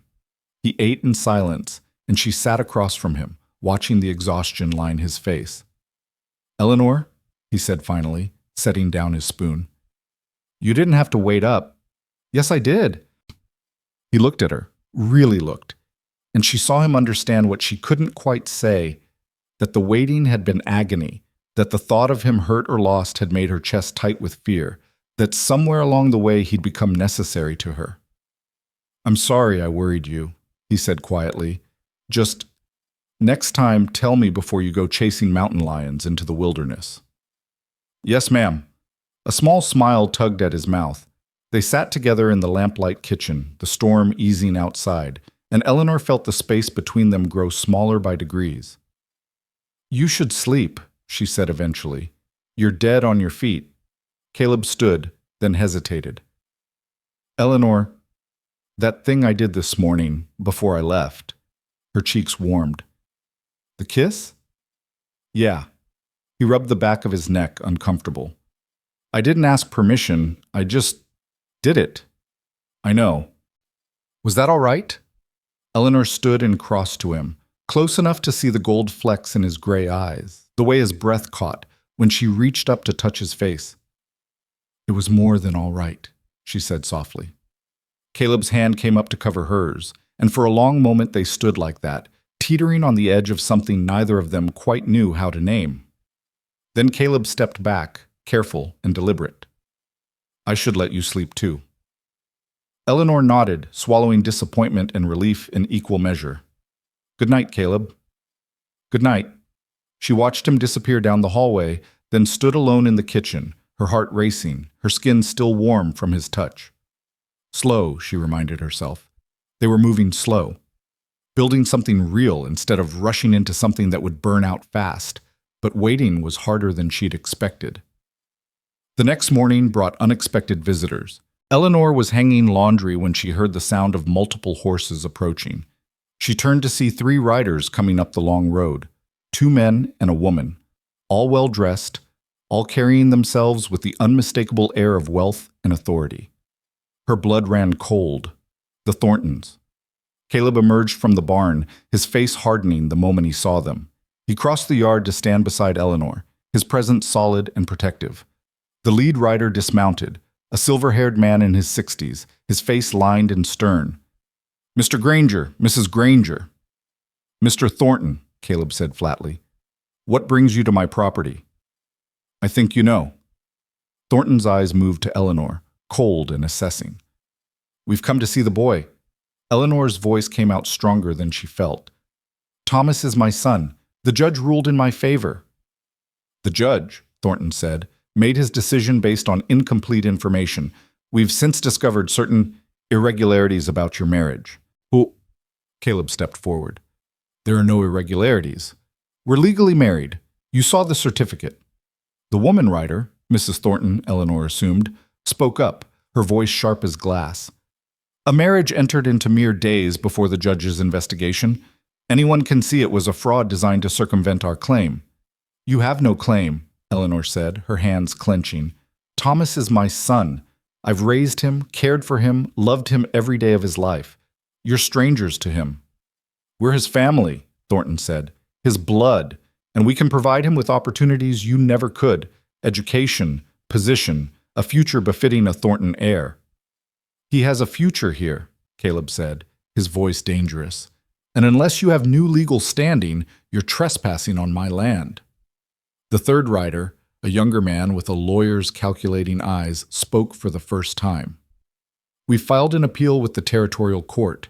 We have evidence that this marriage is fraudulent, that Mrs. Granger has been living in moral impropriety, and that the child would be better served in our care. Eleanor felt the world tilt. You can't do this. The judge already decided. Judges can be wrong, Mrs. Thornton interrupted, and they can be influenced. We have resources, Mrs. Granger, connections, and we will use every advantage to ensure that boy receives the life he deserves. The life he deserves is with his mother, Caleb said, his fists clenched. Thornton's expression didn't change. We'll see what the court says. In the meantime, we'd like to see Thomas. Speak with him. No, Eleanor said immediately. You can't prevent us from seeing our nephew. He's not your nephew in any way that matters, Eleanor shot back. And I won't have you confusing him, manipulating him, trying to turn him against the only home he's ever known. The lawyer stepped forward. Mrs. Granger, I strongly advise you to cooperate. Preventing family contact will not look favorable when we return to court. Eleanor opened her mouth to argue, but Caleb's hand found hers squeezing gently. She looked at him and saw the calculation in his eyes, the strategic thinking. 10 minutes, Caleb said. You can see him, speak with him, but Eleanor and I stay present the entire time. And if he gets upset, you leave. Understood? Thornton nodded stiffly. Acceptable. Eleanor wanted to refuse, to send them away, to protect Thomas from these people who wanted to take him. But she also knew Caleb was right. Denying them access would only fuel their arguments about her unfitness. She went inside and found Thomas in the main room, playing with Samuel. Her heart clenched at how young he looked, how innocent. Thomas, sweetheart, there are some people here to see you. He looked up, curious. Who? Your father's uncle and aunt, the Thorntons. His face went pale. The ones who want to take me away? Eleanor knelt beside him. They can't take you, but they want to talk to you for a few minutes. Mr. Granger and I will be right there. You don't have to say anything you don't want to say, all right? Thomas nodded, his small hand gripping hers tightly. They walked outside together, and Eleanor felt Thomas press closer to her side when he saw the strangers. The Thorntons had dismounted and stood waiting, their expressions carefully neutral. "Thomas," Mr. Thornton said, his voice gentling, "I'm your Uncle Richard. This is your Aunt Constance. We knew your father when he was young." Thomas said nothing, just stared. Mrs. Thornton stepped forward, her smile not quite reaching her eyes. "You look so much like him. You have his eyes." "I have my mama's eyes," Thomas said quietly. A flash of irritation crossed Mrs. Thornton's face. "Of course, but there's definitely a Thornton resemblance." She paused. "We've come a long way to see you, Thomas. We want you to know that you have family who cares about you, who wants to give you every opportunity." "I have family," Thomas said. "I have my mama and my brother and sister and Mr. Granger." Richard Thornton crouched down, trying to meet Thomas at eye level. "We can offer you so much, son. A fine home, the best schools, travel, culture, things a boy needs to become a gentleman." "I'm learning things here," Thomas said. "Mr. Granger teaches me about the ranch. Mama teaches me reading and writing. I don't need to be a gentleman." Eleanor's heart swelled with pride. Constance Thornton's patience was clearly wearing thin. "You're too young to understand what's best for you, but we do. We know what your father would have wanted. My father's dead," Thomas said, his voice trembling. "And he left us with nothing. Mr. Granger took us in when nobody else would. He's more family than you are." "Thomas," Richard said sharply, his veneer of kindness cracking. "You will show respect." "Time's up," Caleb said, stepping between Thomas and the Thorntons. "You've had your 10 minutes. This isn't over," Constance said coldly. "We'll be back, with the law on our side." "Looking forward to it," Caleb said flatly. The Thorntons mounted their horses, the lawyer giving Eleanor one last calculating look before they rode away. The moment they were gone, Thomas burst into tears. Eleanor gathered him up, holding him tight while he sobbed against her shoulder. "I don't want to go with them, Mama. I don't want to leave." "You're not going anywhere, baby. I promise." But as she held her son, Eleanor met Caleb's eyes over Thomas's head, and she saw the worry there. The Thorntons had money, power, connections. They'd already filed an appeal. This wasn't over. That night, after the children were finally asleep, Eleanor and Caleb sat at the kitchen table, a lamp burning low between them. "They're not going to give up," Eleanor said, her voice hollow. "They'll keep fighting until they get what they want." "Then we fight harder," Caleb said. "With what? We have no money for lawyers, no connections, nothing to match what they can bring to bear." Her voice broke. "How do we fight people like that?" Caleb was quiet for a long moment. Then he stood, disappeared into his room, and returned with a small wooden box. He set it on the table and opened it. Inside were papers, deeds, certificates, bank records. "This ranch," Caleb said, "is worth more than you think. It's 2,000 acres, free and clear. I've got a herd of 500 cattle, water rights to the creek, mineral rights to the land. I've been saving for years, never had anything to spend it on after Anna died." He pulled out a bank book. "There's $12,000 in the Cheyenne Bank." Eleanor stared at him. "Caleb, I can't take your money. It's not just my money anymore. You're my wife. Legally, it's ours." He met her eyes. "And I'm willing to spend every penny of it if that's what it takes to keep Thomas here." Tears spilled down Eleanor's cheeks. "Why? Why would you do that?" Caleb reached across the table and took her hand. "Because that boy belongs with his mother. Because your family has become—" He paused, searching for words.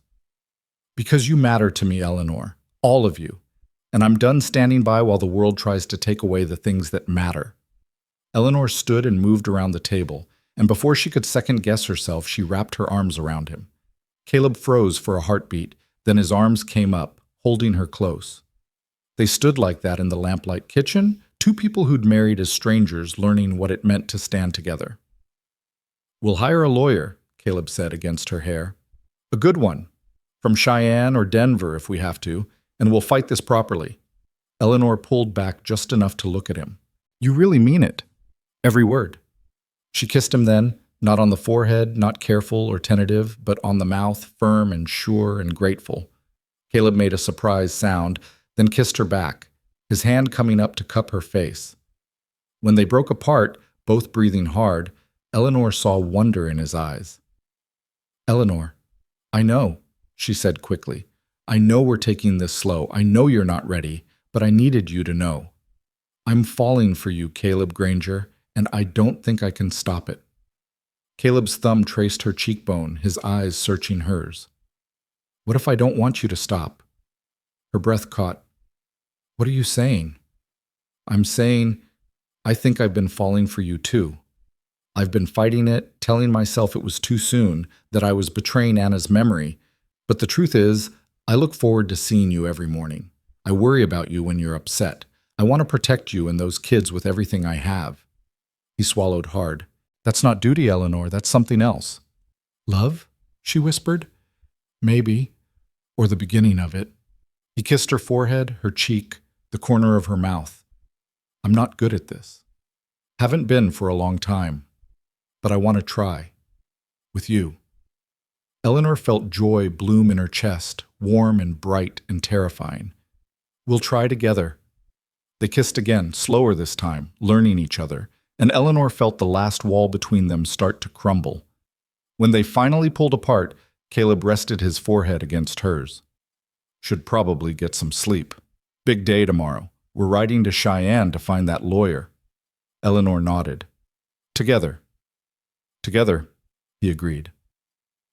They walked down the hallway, and when they reached Eleanor's door, Caleb paused. "Good night, Eleanor." She smiled. "Good night, Caleb." But neither of them moved, and Eleanor saw the question in his eyes, the same question that was burning in her own chest. "Stay," she said softly. "Just stay with me tonight. We don't have to.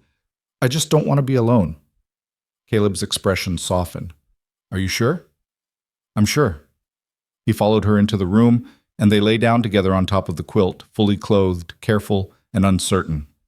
Caleb's arm came around her, and Eleanor rested her head on his chest, listening to the steady beat of his heart. "This all right?" he murmured. "Perfect," she whispered. And for the first time since the Thorntons had appeared, Eleanor felt safe. They rode to Cheyenne 3 days later, leaving the children with Mrs. Jensen from the general store, who'd softened considerably since the wedding. The journey took most of a day, the landscape rolling past in shades of gold and brown under an endless sky. Eleanor had never been to Cheyenne. The city overwhelmed her. So many buildings, so many people, the noise and bustle and energy of civilization. But Caleb navigated it with quiet confidence, leading her to the office of Samuel Winters, a lawyer who came highly recommended. Winters was a tall man in his 40s, sharp-eyed and direct. He listened to their story without interruption, making notes, asking pointed questions. "The Thorntons have filed their appeal," he confirmed, reviewing the papers they'd brought. "They're arguing fraud, moral impropriety, and unfitness. It's a weak case, but they have money and influence. That counts for something." "Can we fight it?" Eleanor asked. Winters studied her, then Caleb. "Yes, but it won't be easy or cheap. We'll need to prove the legitimacy of your marriage, demonstrate that the home you've built is stable and appropriate for the children, and ideally, we'd want character witnesses who can testify to your fitness as a mother." "How much will it cost?" Caleb asked. Winters named a figure that made Eleanor's stomach drop, but Caleb just nodded. "Done. What do you need from us?" They spent the next 2 hours going over details, strategies, potential witnesses. By the time they left Winter's office, Eleanor's head was spinning, but she also felt something she hadn't in weeks. Hope. "He thinks we can win," she said, as they walked back to the wagon. "We will win," Caleb said firmly. "I won't let them take him, Eleanor." She slipped her hand into his, and he squeezed it gently. On the ride home, as the sun began to set and the sky turned gold and pink, Eleanor leaned against Caleb's shoulder and let herself imagine a future where this was over, where Thomas was safe, where she and Caleb could just be. "What are you thinking about?" Caleb asked. "The future," Eleanor said. "What it might look like when we're not fighting anymore." "What do you see?" She smiled. "You and me still running this ranch. The children growing up strong and free. Maybe, she hesitated, maybe more children someday. Caleb's arm tightened around her. You want more children? I don't know, maybe. Would you? He was quiet for a long time. With Anna, I wanted kids. We tried. It never happened. After she died, I figured that part of my life was over. He looked down at Eleanor. But with you? Yeah, I think I would. Eleanor's heart swelled. Not yet. Not until this is settled. But someday? Someday, Caleb agreed. They rode in comfortable silence, the stars beginning to emerge overhead, and Eleanor felt something settle in her chest. Not quite peace, not yet, but the promise of it. 2 weeks later, they stood in the territorial courthouse in Cheyenne, facing the Thorntons across a crowded courtroom. Eleanor wore her best dress, her hair neatly pinned, her hands trembling in her lap. Beside her, Caleb sat solid and steady, his presence an anchor. Samuel Winters had done his job well. He'd gathered witnesses, the pastor who'd married them, Mrs. Jensen who'd seen how the children thrived, even Judge Carver himself, who testified that he'd observed a genuine family unit and stood by his original recommendation. The Thorntons' lawyer argued fraud, convenience, impropriety. But when Thomas was called to testify, when the judge asked him directly where he wanted to live, the boy's answer was clear and unwavering. With my mama and Mr. Granger. That's my home. Eleanor watched the Thorntons' faces harden, watched their lawyer scramble for counterarguments, watched the judge's expression grow increasingly unsympathetic to their claims. When the gavel finally came down, when the judge ruled that Thomas would remain in Eleanor's custody and that the Thorntons' appeal was denied, Eleanor felt something break loose in her chest, relief so powerful it was almost painful. Caleb's hand found hers under the table, squeezing tight. It's over, he murmured. It's really over. Eleanor turned to him, tears streaming down her face, and kissed him right there in the courtroom, not caring who saw. Outside in the bright afternoon sun, they found Thomas waiting with Mrs. Jensen. The moment he saw them, he ran into Eleanor's arms. You won? He asked, his voice muffled against her shoulder. We won, Eleanor confirmed. You're staying with us, baby, forever. Thomas pulled back, his face wet with tears, and threw his arms around Caleb's waist. Thank you, Mr. Granger. Thank you for keeping us together. Caleb's eyes were suspiciously bright as he hugged the boy back. You're welcome, son. And just like that, everything changed. The ride back to the ranch felt different from every other journey Eleanor had made. The same road, the same dust, the same endless Wyoming sky stretching overhead, but everything had changed. Thomas sat between her and Caleb on the wagon bench, chattering about what he'd tell his siblings, while Eleanor kept one hand on her son's shoulder as if to prove to herself he was really still there, really still hers. Caleb drove with one hand on the reins, the other resting against Eleanor's back, a touch so natural and easy it took her breath away. They'd crossed some invisible line in that courtroom, shed the last pretense that this was merely a legal arrangement. Whatever they'd built over these months of heat and storms and desperate choices had become real in a way that had nothing to do with judges or documents. When the ranch finally came into view, Lily and Samuel came running from the house where Mrs. Jensen had been minding them, their faces bright with questions. Thomas jumped down before the wagon even stopped, shouting the news. We won! The judge said, I get to stay! I get to stay forever! Samuel launched himself at his brother, nearly knocking him over, while Lily stood back with tears streaming down her face. Eleanor climbed down and gathered all three children close, holding them like she'd wanted to hold them through every terrifying moment of the past weeks. We're safe now, she whispered. We're all safe. Mrs. Jensen approached, her usually stern face soft. I'm glad for you, Mrs. Granger, truly glad. Those children belong here. Anyone with eyes can see that. Eleanor looked up at her. Thank you for watching them, for everything. Mrs. Jensen nodded, then surprised Eleanor by taking her hand. I misjudged you when you first came to town, thought you were running from something, looking for an easy way. But you've earned your place here. You've earned everything you've got. The words, coming from a woman who'd once been her harshest critic, meant more than Eleanor could express. She squeezed Mrs. Jensen's hand, throat too tight for speech. After Mrs. Jensen left, Caleb unhitched the horses while Eleanor herded the children inside. But instead of the usual chaos, the house felt different, lighter somehow, as if the threat that had hung over them had been pressing down on the very walls. That evening, Eleanor cooked a celebratory dinner. Nothing fancy, just fried chicken and biscuits and gravy. But she made a berry cobbler with the last of the preserves, and they ate at the big table with all the lamps lit, the children laughing and talking over each other. Caleb sat at the head of the table, and Eleanor realized with a start that this was what family looked like.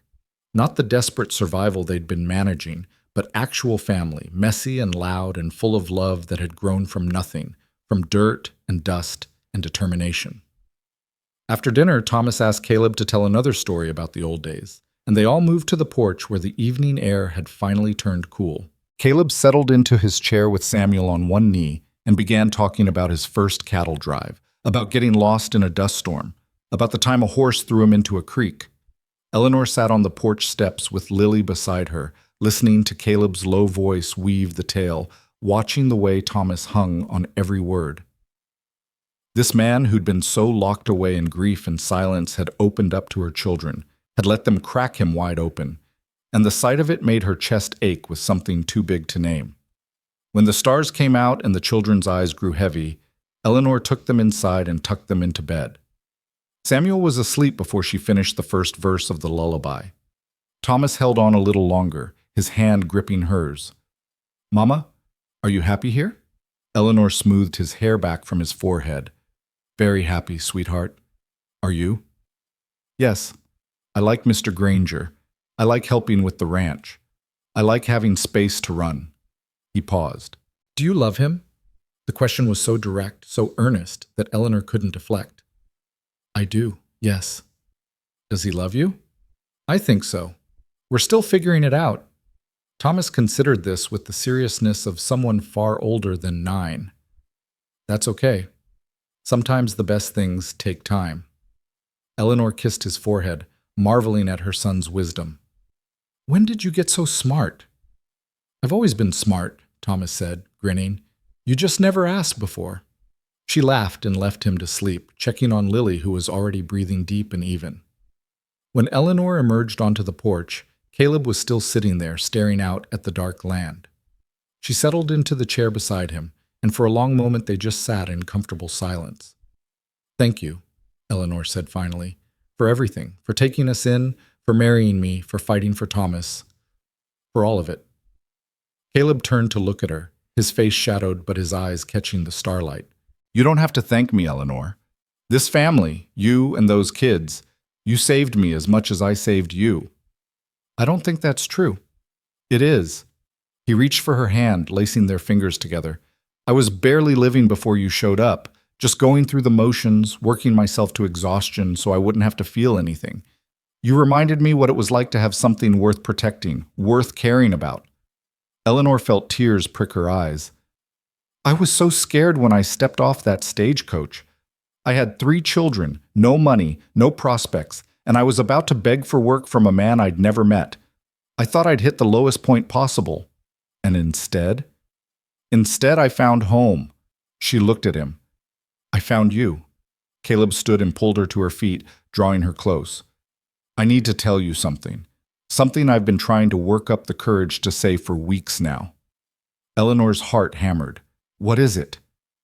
"I love you." The words came out rough, unpracticed, but absolutely certain. "I don't know when it happened exactly. Maybe when you rode out into that storm. Maybe when you stood up to Mrs. Whitmore. Maybe the first morning I saw you making coffee in my kitchen, like you belonged there. But it happened. And I need you to know that this, us, it's not just about keeping up appearances anymore. It's real for me." Eleanor's breath caught. "It's real for me too. I love you, Caleb. I think I have for a while now." He kissed her then, deep and sure, his hands cradling her face like she was something precious.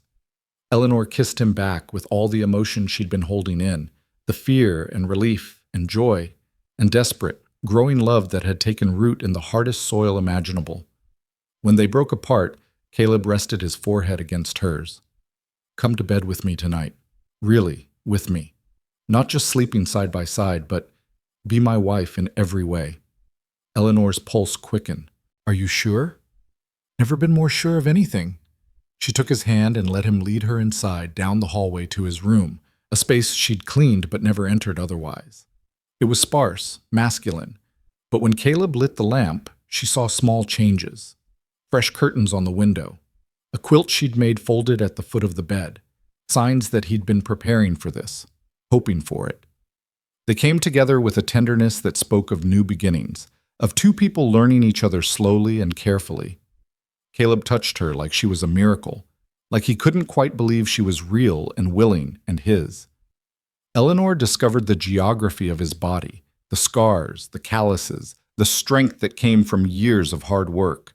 They made love as the stars wheeled overhead, two people who'd survived separate storms finding shelter in each other. And when they finally lay tangled together in the dark, Eleanor felt something settle deep in her bones. This was what she'd been searching for without knowing it. Not rescue, not safety, but partnership. Someone who saw her fully and chose her anyway. I want more of this, Caleb murmured against her hair. More mornings waking up beside you, more evenings on the porch, more of watching you with the kids, hearing you laugh, seeing you make this house into a home. Eleanor pressed closer. Then we'll have it, all of it. I want to give you more too. Not just the ranch, but I want to build something bigger, expand the herd, maybe hire some help so you're not working yourself to death. I want the kids to have opportunities, schooling when they're old enough, chances to become whatever they want to be. They already have everything they need, Eleanor said. They have love and stability and a father who cares about them. That's more than most children get. Caleb was quiet for a moment. A father. Is that what I am to them? Yes, if you want to be. I do, he said softly. Anna and I never had children. I'd accepted that part of my life was over. But Thomas, Lily, Samuel, they don't replace anything. There's something new, something I didn't know I needed. Eleanor felt tears slide down her cheeks. They need you too. Samuel especially. He follows you everywhere like a shadow. Smart kid, Caleb said, a smile in his voice. Knows who to learn from. They lay together until sleep claimed them, wrapped in each other and the quiet certainty that what they'd built would last. The weeks that followed were the happiest Eleanor could remember. Summer's brutal heat finally broke, giving way to golden September days and cool nights. The ranch thrived under Caleb's steady hand and Eleanor's organization. The children grew brown and strong and free, their laughter echoing across the land.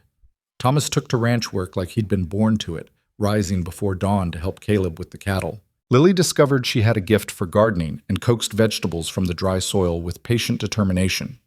Samuel remained everyone's shadow, asking endless questions and soaking up knowledge like a sponge. Eleanor found herself settling into the rhythm of ranch life with surprising ease. She'd always been adaptable, survival had demanded it, but this was different.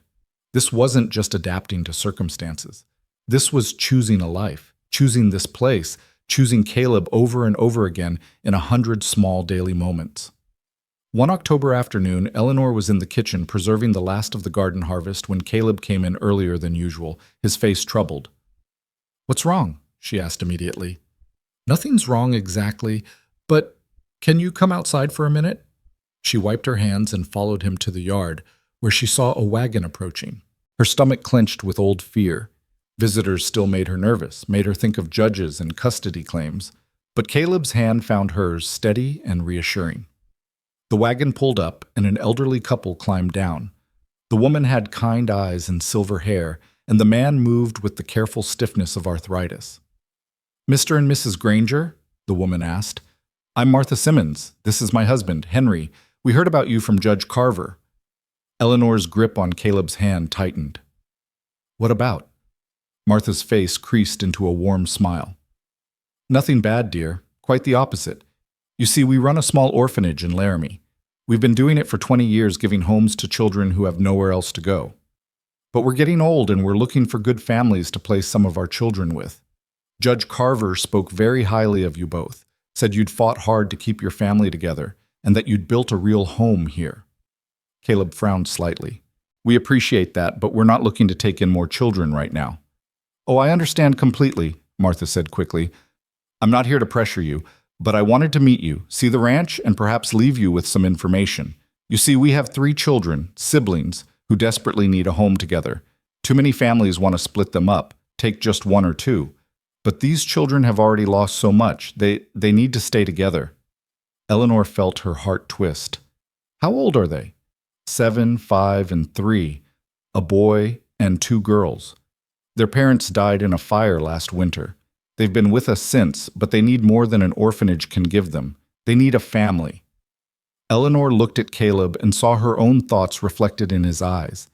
They'd only just found their footing, only just built stability. Taking on 3 more children would be chaos, would stretch their resources, would change everything, but they'd been those desperate children once. Eleanor had stood in the dust of Red Hollow with no options left. Caleb had been the one to say yes when everyone else said no. Can we meet them? Eleanor asked softly. Martha's face lit up. Of course, they're in Laramie. Perhaps you could visit next week. They made arrangements, and after the Simmons left, Eleanor and Caleb stood in the yard as the sun began to set. Are we crazy? Eleanor asked. We have 3 children already. The ranch is doing well, but we're not wealthy. 3 more mouths to feed. We'd manage, Caleb said. We always do. He turned to face her. But this is your decision as much as mine. If you don't want to do this, that's all right. We have enough. We don't need to take on more. Eleanor thought about it, really thought about it. Then she thought about stepping off that stagecoach, about Samuel collapsing in the heat, about Caleb's rough voice saying you can stay. I want to meet them, she said, at least that. And then we'll decide. The following week, they made the journey to Laramie, leaving their own children with Mrs. Jensen again. The orphanage was a simple building on the edge of town, clean but worn, filled with the sounds of children. Martha led them to a small room where 3 children sat waiting. The oldest, a boy with serious dark eyes, sat protectively between his 2 sisters. The middle child, a girl with wild curls, clutched a rag doll. The youngest, barely more than a baby, sucked her thumb and watched the strangers with wide eyes. This is James, Mary, and little Ruth, Martha said softly. Eleanor knelt down to their level. Hello, my name is Eleanor, and this is Caleb. We heard you need a home. James's jaw tightened. We stay together. If you can't take all of us, we're not going anywhere. The fierce protectiveness in his voice reminded Eleanor so much of Thomas that her heart ached. We wouldn't dream of splitting you up. We know what it's like to need family. You have other kids? Mary asked, her voice small. 3, Caleb said. Thomas is 9, Lily's 12, and Samuel's 6. They'd be your brothers and sister, if you came to live with us. Ruth pulled her thumb out of her mouth long enough to ask, Would we have our own beds? You would, Eleanor promised, and food every day, and a place to run and play, and people who care about you. James studied them with the wariness of someone who'd learned not to trust easily. Why do you want us? You already have kids. Caleb crouched down beside Eleanor. Because we have room in our home and in our hearts, because we know what it's like to be alone and scared. And because family isn't just about blood, it's about choosing to stand by each other no matter what. Something shifted in James's expression. You really mean that? Every word, Caleb said. They spent an hour with the children, talking, listening, watching them slowly begin to relax. By the time they left, Eleanor knew what her answer would be. In the wagon on the way home, Caleb voiced what she was thinking. We're going to do this, aren't we? Yes, Eleanor said. We are. It's going to be chaos. Probably. We'll need to add on to the house, build more beds. The children will have to share rooms. We'll figure it out, Eleanor said, echoing his words from months ago. We always do. Caleb reached for her hand. You're an amazing woman, Eleanor Granger. And you're a good man, Caleb Granger. Better than you give yourself credit for. When they told their own children that evening, the reactions were mixed. Thomas was immediately enthusiastic. More siblings meant more people to play with, more hands to help with chores. Lily was cautious but curious, asking practical questions about space and resources. Samuel wanted to know if he'd still be the baby. "You'll be a big brother now," Eleanor told him. "That's even more special." Samuel considered this, then nodded solemnly. "I can teach them things, like how to catch frogs." 2 weeks later, they brought James, Mary, and Ruth home to the ranch. The children were quiet at first, overwhelmed by the space and the animals and the sheer openness of the land. But slowly, carefully, they began to unfold. James attached himself to Thomas, following the older boy around and learning everything he could about ranch work. Mary discovered she loved the chickens and appointed herself their official caretaker. Ruth, after a tearful first few nights, began sleeping through in the room she shared with her sisters, her thumb in her mouth and a smile on her face. The house was chaos. 6 children ranging from 3 to 12 meant constant noise, endless laundry, meals that never seemed to fill everyone up, and disputes that needed mediating. Eleanor sometimes fell into bed so exhausted she could barely move, and Caleb worked from before dawn until after dark expanding the house, adding rooms, building more furniture. But it was good chaos, happy chaos.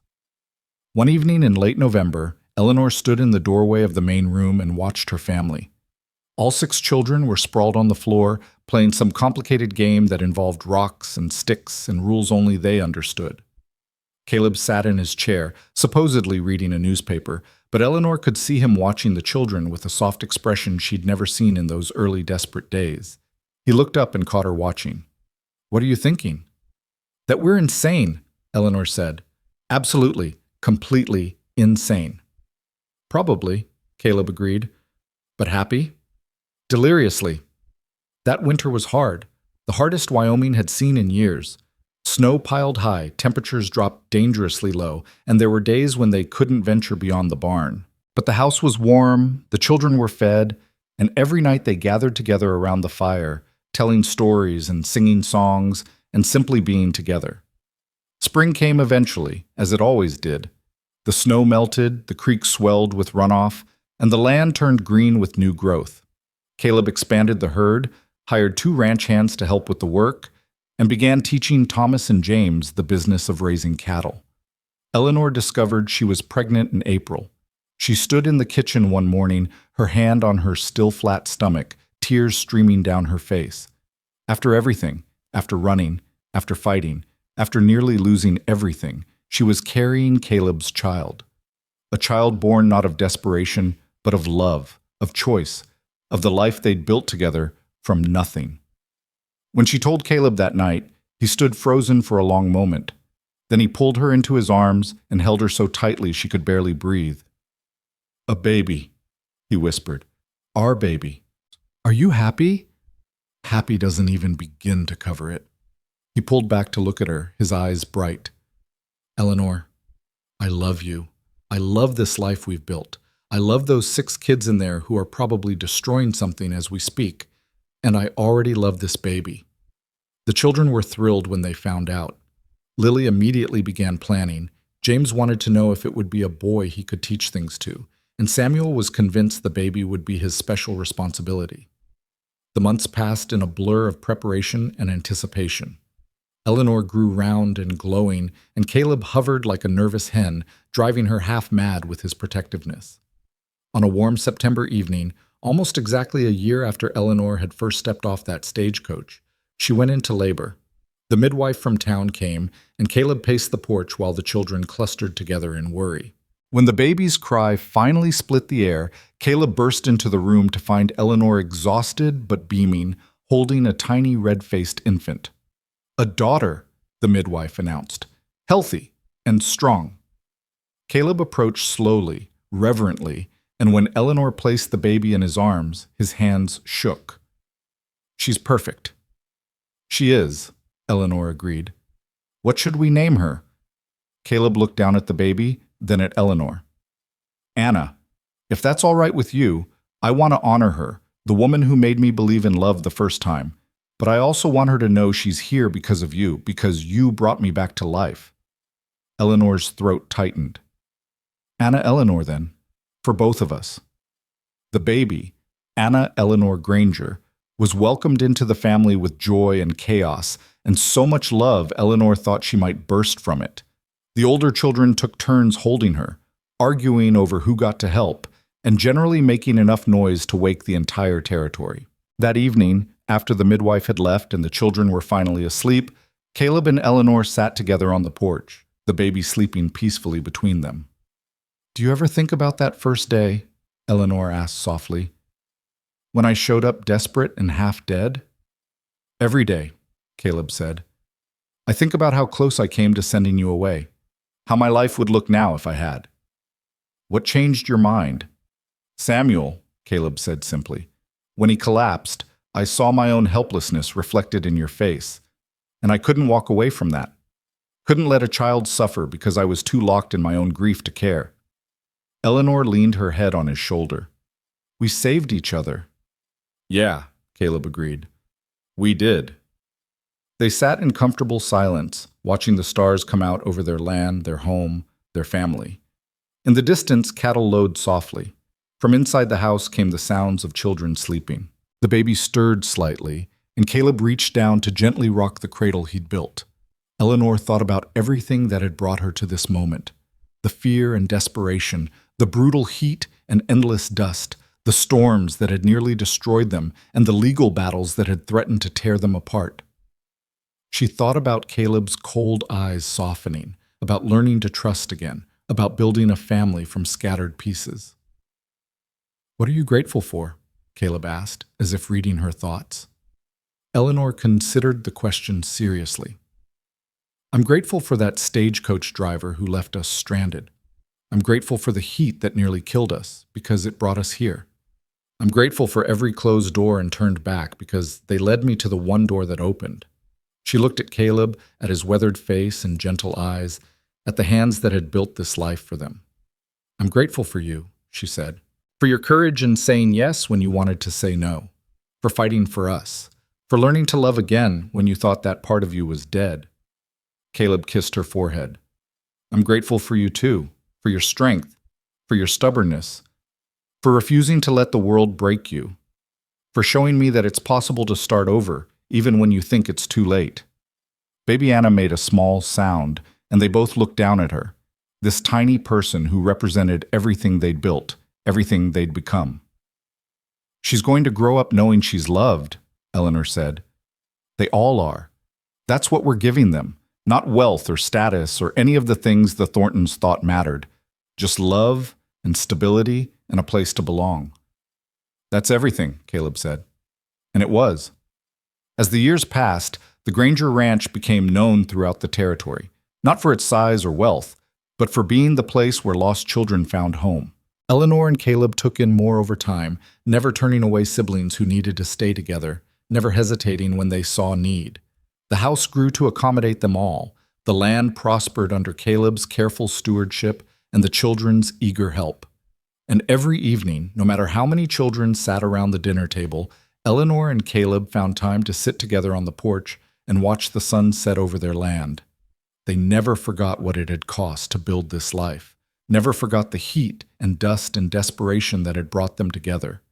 But they also never took for granted the gift they'd been given, the chance to start over, to choose love, to build family from nothing but determination and hope.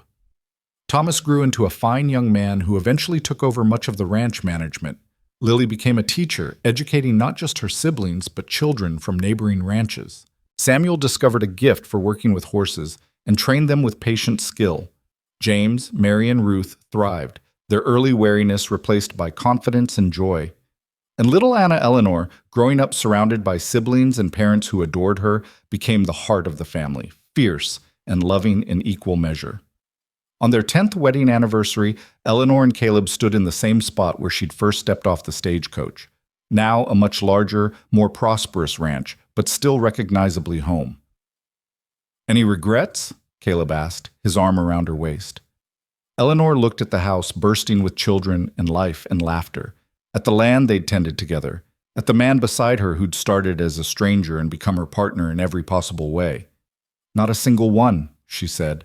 Caleb pulled her close and kissed her, deep and sure, the way he'd learned to kiss her over years of loving.